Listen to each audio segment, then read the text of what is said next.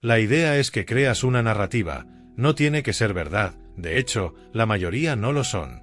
Podría ser verdad, pero eso sería casi una coincidencia. Creas una narrativa y la gente quiere creerla. Necesitan una explicación para cosas que son inherentemente complejas, y si les das una historia que tenga sentido, la creerán. Entonces, ¿cuál es la narrativa de Wall Street? El famoso pivote.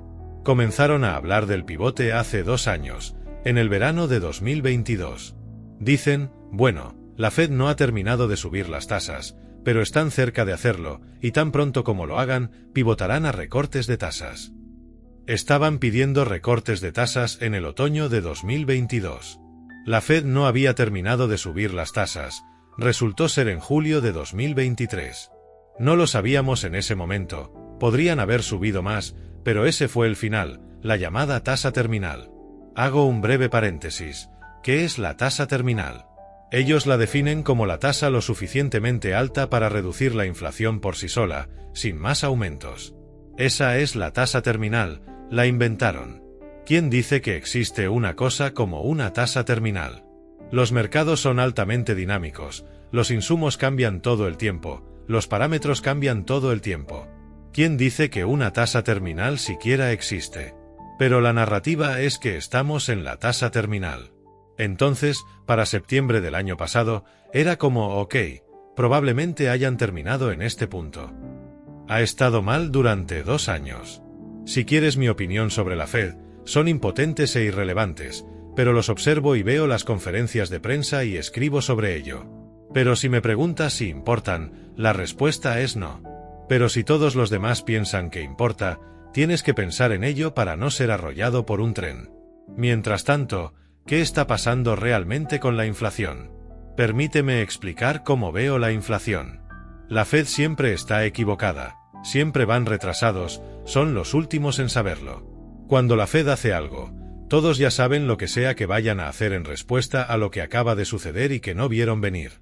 Entonces, esa es la Fed. ¿Cortarán las tasas en algún momento? Sí. Dicen que no prestan atención a la política, eso es una tontería. Son muy políticos. No van a recortar las tasas 5 semanas antes de una elección porque no quieren tomar partido. Puedes argumentar de ambos lados, pero aquí está el punto. Cuando recorten las tasas, y lo harán en algún momento, será porque estamos en una recesión. Los datos están ahí, es innegable, y dirán, oh, Dios, mejor recortamos las tasas.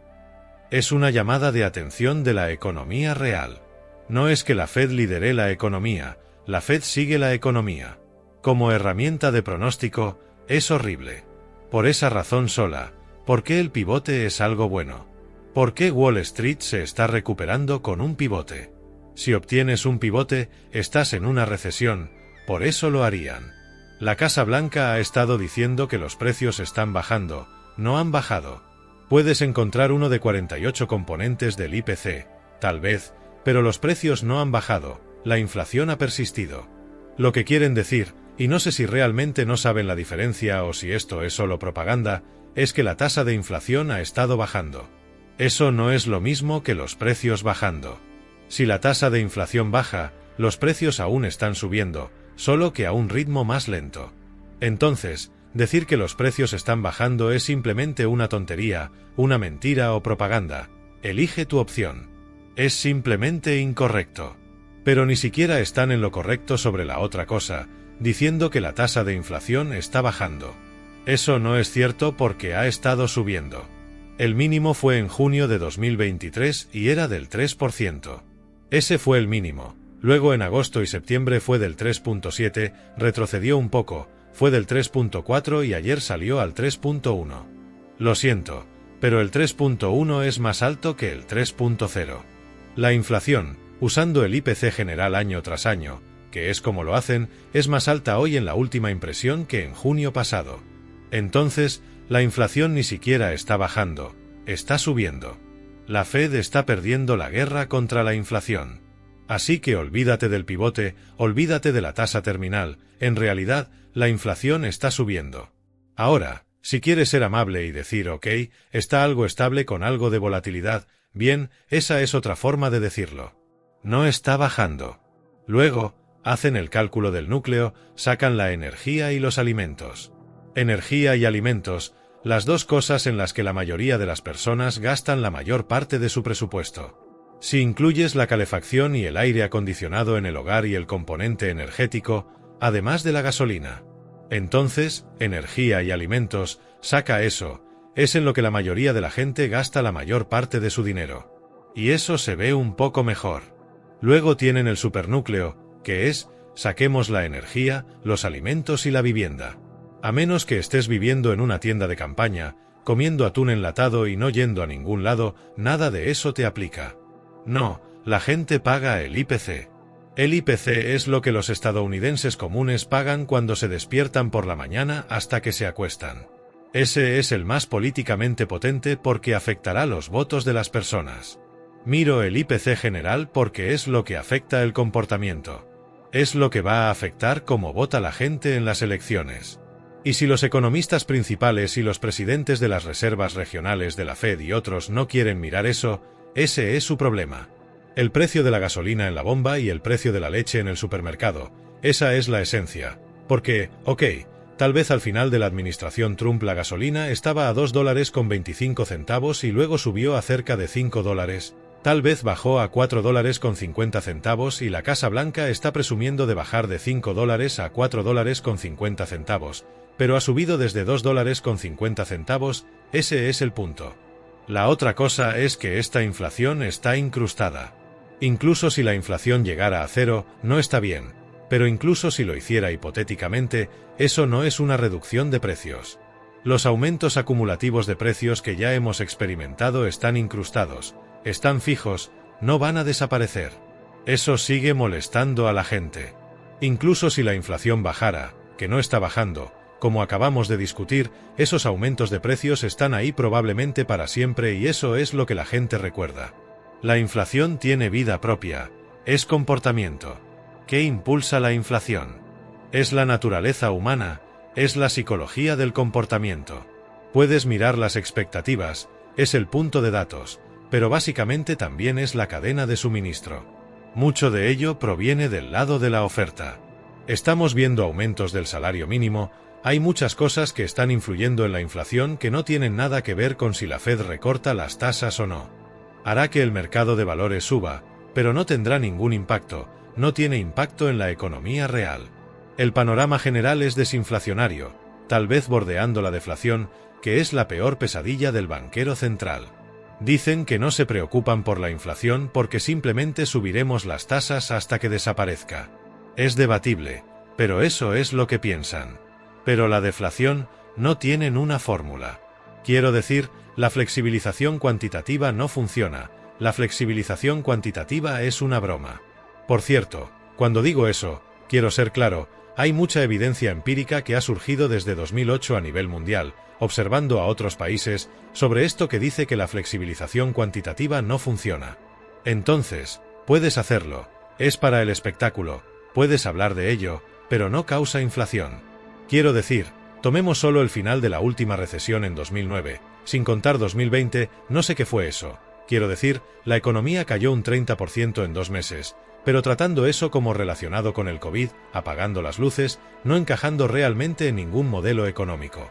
Pero volviendo a 2009, marzo o junio de 2009, el final de la última recesión hasta el final de 2019, solo antes del COVID, 10 años. En 10 años, el balance de la Fed pasó de 800.000 millones a 5 billones. La base monetaria, la oferta de dinero M0, de 800.000 millones a 5 billones. No hubo inflación, no podían obtener inflación. El crecimiento anual promedio para los 10 años completos fue del 2.2%. Nuestro potencial es 3,5 si hacemos todo bien, tenemos buenas políticas, etc. Cuando estás creciendo al 2.2 y tu potencial es, diré, 3,25, eso es lo que Keynes llamaba una depresión. Y he dicho, no tengo que jugar el juego de la recesión, quiero decir, sé lo que son, pero dije en 2007 que entramos en una depresión y hemos estado en ella durante 17 años desde entonces. Y adivina qué, Japón entró en una depresión en 1990, esta es su 9ª recesión, es su 9ª recesión desde 1990. ¿Cómo llamas a 9 recesiones en 30 años? Yo lo llamo una depresión. Lo que tiene impacto es la psicología expresada como velocidad. Puedes tener hiperinflación con una oferta monetaria bastante pequeña si la rotación llega a 3, 4, 10 o algún número grande, pero eso es psicológico y eso se alimenta de sí mismo. Esa es más inflación del lado de la demanda, pero el problema con eso es que la inflación del lado de la oferta tiende a extinguirse por sí sola. ¿Sabes? Cuando los precios suben lo suficiente, vuelven a bajar dependiendo de lo que sean porque la gente producirá más eficiencias en la cadena de suministro. Pero la inflación del lado de la demanda no tiene cura natural, se alimenta de sí misma y crece exponencialmente. Así que ese tipo de cambio psicológico, que no veo ahora, y la velocidad que se alimenta de sí misma te dará tanta inflación como quieras, independientemente de la oferta monetaria. Es por eso que digo que es algo irrelevante. Pero tienes que tener en cuenta la geopolítica. Han cerrado el canal de Suez, los barcos están rodeando el Cabo de Buena Esperanza, un lugar bonito, pero muy lejos del canal de Suez. El petróleo pasará, pero se retrasará y será más caro porque los costos de transporte son enormes. El precio del combustible está subiendo, eso alimenta las ventas, así que estás interrumpiendo la cadena de suministro nuevamente, eso es un impulso inflacionario. Puedes entrar en un debate con personas inteligentes, eso no es realmente inflación de oferta, ¿sabes? Para mí si el precio sube, es inflación. Concedo que hay dos tipos diferentes, impulsada por la oferta e impulsada por la demanda, y tu mayor peligro es que cuando la inflación impulsada por la oferta y la geopolítica es parte de ello, se filtre al lado de la demanda y las expectativas cambien y luego se alimenta de sí misma y se sale de control. Así que la respuesta corta a la pregunta es que no veo una disminución significativa en la tasa de inflación. De hecho, puedo ver que la tasa de inflación suba, al menos durante varios meses, tal vez más, basada en la geopolítica, lo que significa que no hay pivote. La situación más peligrosa de todas, que es si la Fed recortará las tasas y el desempleo comienza a subir, la creación de empleo se vuelve negativa, estamos perdiendo empleos, etc. Y luego está todo el otro debate arcano sobre tiempo completo versus tiempo parcial y los salarios reales bajando, y siempre miro la distribución del grado. Es como, ok, dime el salario promedio, está bien, pero tengo que promediarte a ti y a Jeff Bezos, ¿sabes? Y luego esa distribución del grado es extrema. Así que ni siquiera puedes confiar demasiado en los promedios porque el 90% de las personas podría estar teniendo una reducción salarial real en un mundo donde los salarios reales están subiendo un poco porque una pequeña franja que no necesita el dinero está subiendo exponencialmente. Dejando eso de lado, si el desempleo empeora, la creación de empleo baja, etc., eso es, en primer lugar, una señal segura de recesión, es casi la definición, es un indicador rezagado, lo que significa que realmente estamos en ello en ese momento y la Fed recortaría. Estoy de acuerdo con todo eso, pero aún podrías tener inflación, y el nombre para eso, como sabes, es estanflación. Esa es la peor de todas las situaciones posibles. Y volvamos a 1979-1980. ¿Cuál era el estado del mundo? 10% de desempleo y 13% de inflación. No existe la curva de Phillips, es como la tasa terminal. Entiendo que Phillips fue un economista prominente y entiendo que puedes calcularla, pero la última vez que miré, la curva de Phillips estaba plana, no es mucho de una curva. Pero el punto es que la curva de Phillips es basura, es ciencia basura, porque puedes hacer un gráfico de 4 cuadros y decir alta inflación, alto desempleo, o puedes tener alta inflación, bajo desempleo, o puedes tener bajo desempleo, baja inflación, puedes llenar los 4 cuadros. Lo que significa que no hay causalidad, no hay correlación. Y dije, en 1979-1980, tuvimos alta inflación, alto desempleo. Según la curva de Phillips, eso no debería pasar. De 2009 a 2019, el desempleo bajó y luego se mantuvo bajo y la inflación fue baja. La curva de Phillips decía que eso no debería pasar, pero ambas cosas sucedieron, está en los datos.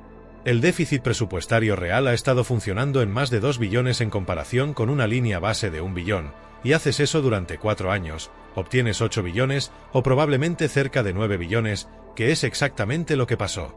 La deuda nacional es de 34 billones. Pero al comienzo de la administración Trump era alrededor de 21 billones y luego Trump la elevó a los altos 20s y luego Biden la llevó directamente a 34, que es donde está ahora.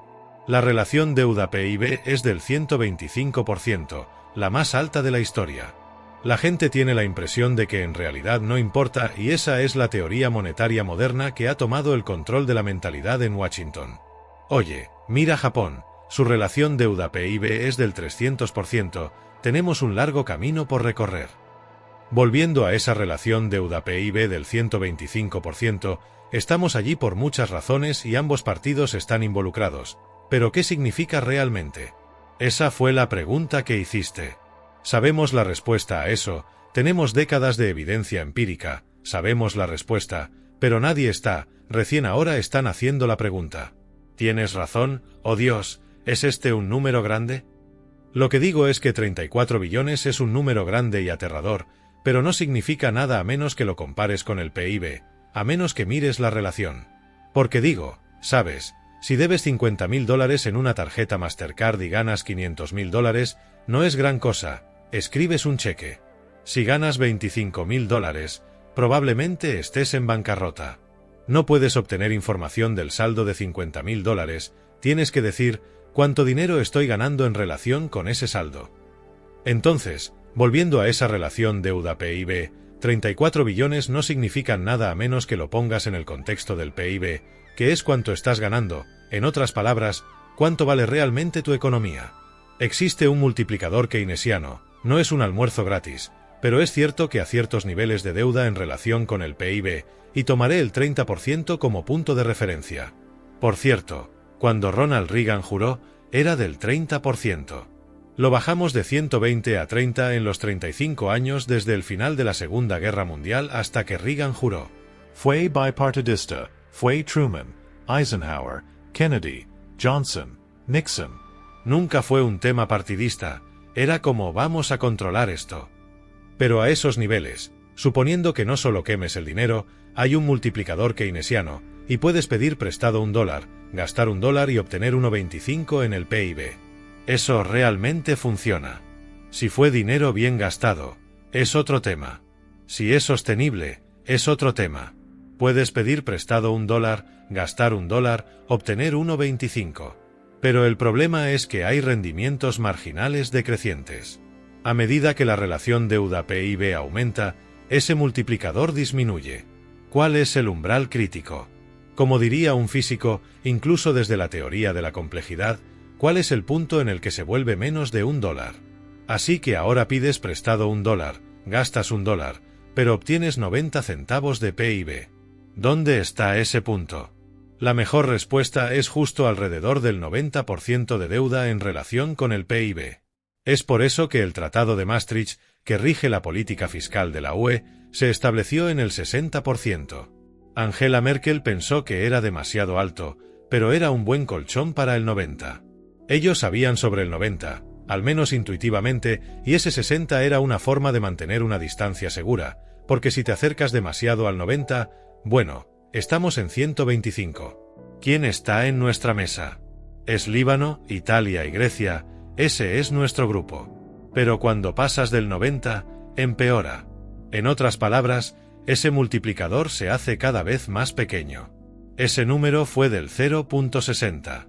Pedimos prestado $1, gastamos $1 y obtuvimos 67 centavos de PIB. Entonces, para responder a tu pregunta, ¿obtienes PIB?